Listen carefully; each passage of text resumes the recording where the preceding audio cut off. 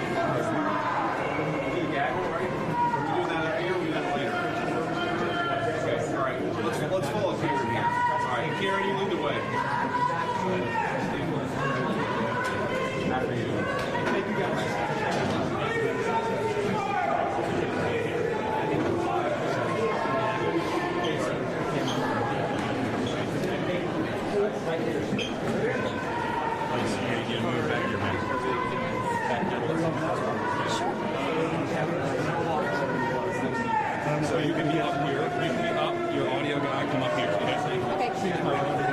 I'm the audio guy. Yeah. Cool camera. Do you want to be up on here or do you want to do this? So, look, guys, what we want to do here was a couple things. First of all, we want to say come and say thank you to the National Guards folks, to the cops, for actually keeping this place safe. If you look at what's happened in Washington, D.C. in just the past 9 days, we've seen a 35% reduction in violent crime. We've seen over a 50% reduction in robberies. We are seeing really substantial effects because these guys are busting their ass. So I want to come here, highlight what they're doing, say thank you in person, obviously pass out a few burgers, but most of all, just send a message to the American people. Look, we don't have to live like this. We do not have to allow our cities to be taken over by violence and by disorder and by chaos. You can actually do stuff. You can actually bring law and order to communities. You've just got to have the political willpower to do it. And I think you hear these guys outside here screaming at us. Of course, these are a bunch of crazy protesters. But I'll tell you, a couple of years ago when I brought my kids here, they were being screamed at by violent vagrants, and it was scaring the hell out of my kids. And one of the things that we've done already in Union Station in just 9 days is we've made it a place where people can walk around safely. They can bring their kids again. They can see this beautiful monument, the architecture. They can have a meal with their friends and their loved ones because, again, we brought some law and order back to Washington, D.C. So I want to thank Keith Hegseth and Stephen Miller. I want to thank all the people, the guardsmen here and the police officers who have worked very hard. And I know that we've traded now some violent, crazy people who are screaming at kids with a few crazy liberals who are screaming at the vice president. But I think that's a very worthwhile trade to make because we want our people to be able to enjoy our beautiful cities. And the last thing I'll say is to the American people, D.C. is already safer than it was 9 days ago, but we're going to make it safer still to come. This is your city. You should feel free to come and visit here, have a meal, see all these incredible monuments and actually enjoy yourself, and that's what we're trying to make happen. And I think that if we set a standard in Washington, D.C., that political willpower can bring some common sense, law and order back to these communities, then maybe some other communities and other cities will follow suit. So it's kind of crazy. You hear these guys outside, they appear to hate the idea that Americans can enjoy their communities, and they do the fact that D.C. a week ago had a higher murder rate than Trinidad and Tobago, which the United States State Department has said you shouldn't visit because it's unsafe. We ought to be able to enjoy great American cities. That's what we're trying to do in the Trump administration, and we want to thank all of our law enforcement and National Guardsmen for making it possible. We've made a lot of progress in 9 days. We're going to make a whole lot more. I'll let Pete and Stephen Miller say something, and we'll take a few questions from the reporters. So, Mr. Secretary. Thank you, Mr. Vice President. I'll just start by saying yes and amen to everything you said. The American people, the residents of D.C. deserve a safe and beautiful city. That's our mission. That's what every one of these captains, lieutenants, staff sergeants, specialists, privates, they're here because they're patriots who serve the country and believe we deserve a beautiful, safe capital. And when I talk to all of them, Stephen, we all had a chance to talk to them, they're proud of this mission. They're proud to be a part of making sure law and order is established here in the capital. We're resourcing everything they need, working with our law enforcement partners. So the National Guard, the Defense Department is proud to be standing with you and the President and ensuring we have a safe capital that is beautiful, that residents can come visit. And we're committed to this mission just like we're at the southern border and in Los Angeles. Our law enforcement officers deserve to be able to do their job safely, and American citizens, putting American citizens and our country first, is something President Trump has emphasized from the beginning. So thank you to these troops. I know I always liked to eat cheeseburger when I was in uniform, so hopefully we can deliver a few of those. It's an honor to be here with you, and also Stephen, thanks for everything you're doing. Thank you. And first of all, thank you to the Vice President for bringing us here today. Thank you, Secretary, for your leadership, and most importantly, thank you to the men and women of the National Guard. But here's the most important point. There are residents who lived in Washington, D.C. their entire lives. Their parents lived here. Their grandparents lived here. And they have lived for generations in intolerable conditions of crime and decay. There are parts of the city, I moved in the city 20 years ago. There are places where I've seen graffiti that has been untouched for 2 decades.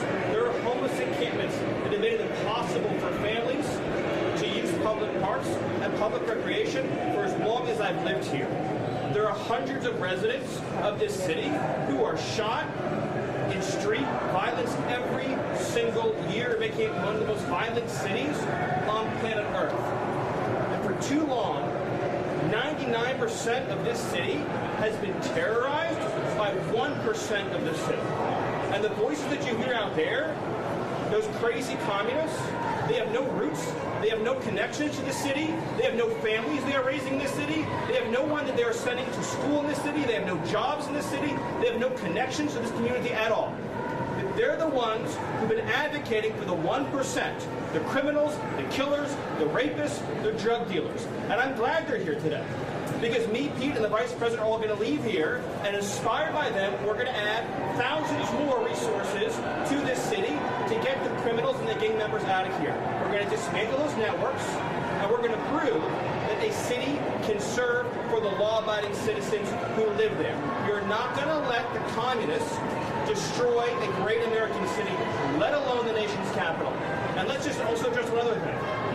All these demonstrators that you've seen out here in recent days, all of these elderly white hippies, they're not part of the city and never have been. And by the way, most of the citizens who live in Washington, D.C. are black. This is not a city that has had any safety for its black citizens for generations. And President Trump is the one who is fixing that with the support of the Metropolitan Police Department, the support of the National Guard, and our federal law enforcement officers. So we're going to ignore these stupid white hippies that all need to go home and take a nap because they're all over 90 years old, and we're going to get back to the business of protecting the American people and the citizens of Washington, D.C. Thank you, Stephen. A few questions. Mr. Vice President, why are troops stationed here at Union Station on the National Mall instead of areas in D.C. where crime is statistically highest? Well, if you've ever been to Union Station in the last few years with your family, you know that crime is actually extremely high right here at Union Station. You have vagrants, you have drug addicts, you have the chronically homeless, you have the mentally ill who are harass, who threaten violence, who attack families, and they've done it for far too long. This should be a monument to American greatness. This should be a place where you can come and share a meal or go shopping with your family. It should not be a place where parents of small children are afraid to bring them because, to Stephen's point, we've empowered criminals over the people who actually need public safety in the city.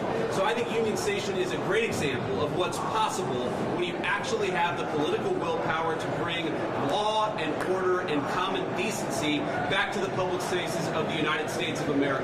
So many Americans live in cities. They occupy these spaces. They know how unsafe they are, and they would love to be able to just live their life in places like Union Station without violent criminals making it impossible. We have changed so much in 9 days, and I thought it important to highlight how great of a space this could be, how easy it could be to actually enjoy something like Union Station if you just had politicians who stopped prioritizing violent criminals over the public citizens who deserve public safety in their own communities. And to add to that real quick, we talked to a first responder before we came up here. He said this is their number one call location is Union Station for first responders. So it's not as if this is insignificant. In many ways, this is part of the epicenter. And we go to that and return it to a safe location that it should be. It also frees up resources around the city. And you've seen a majority of the arrests happening in a lot of those places that need help. That's right. Will you extend past 30 days? Will you extend past 30 days if you have congressional, will Congress no longer take? Well, look, we'll ultimately let the President of the United States determine where we are after 30 days of this emergency order. I think that we're going to make a lot of progress over the next 20 days. I think that we're 9 days into this thing. But if the President of the United States thinks that he has to extend this order to ensure that people have access to public safety, then that's exactly what he'll do. If he thinks he doesn't have to do that, obviously he'll make that determination. But what we're going to do is try to empower these guys to do as good of a job as possible to bring public safety and order back to Washington, D.C.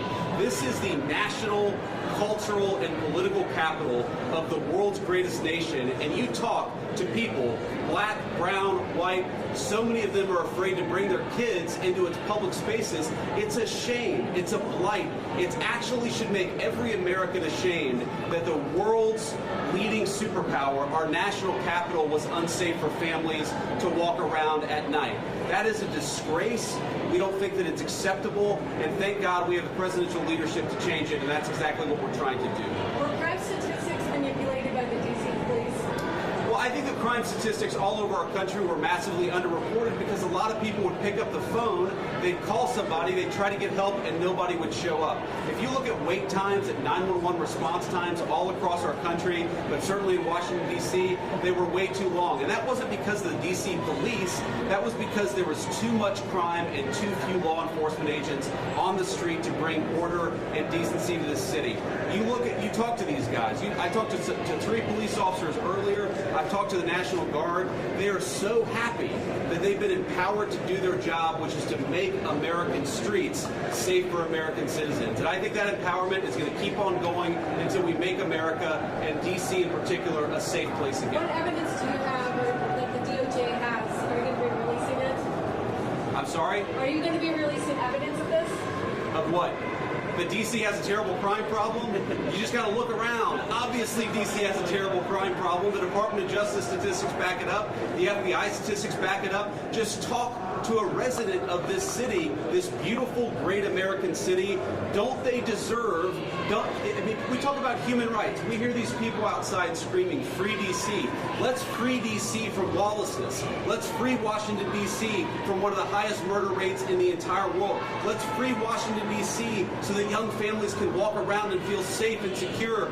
That's what we're trying to free D.C. from. And as Stephen said, it's kind of bizarre that we have a bunch of old, primarily white people who are out there protesting the policies that keep people safe when they've never felt danger in their entire lives.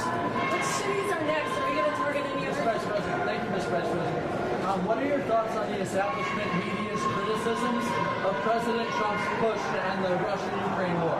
Well, I'll let these guys jump in. I mean, look, on the Russia-Ukraine war, we'll obviously have time to talk about that. I think the president campaigned on being a president of peace. He's already ended 6 wars. He's trying to end another. I think it's kind of disgraceful that the American media is attacking the president for trying to bring peace to the world. But most importantly, the president is trying to bring peace to the streets of our own cities. I really can't overemphasize this enough. It's the greatest country in the world. We've got moms and dads and young families. Shouldn't they be able to enjoy public spaces without vagrants taking away basic public safety from the American citizenry? The fact that it's taken so long to bring common decency and law and order back to Washington, D.C. is an indictment of a generation of failed leadership, and I hope these guys know how grateful we are that they're doing the job that so many failed to do. They're actually keeping the city safe. We're proud of you, and we're grateful to you. What's your message for that?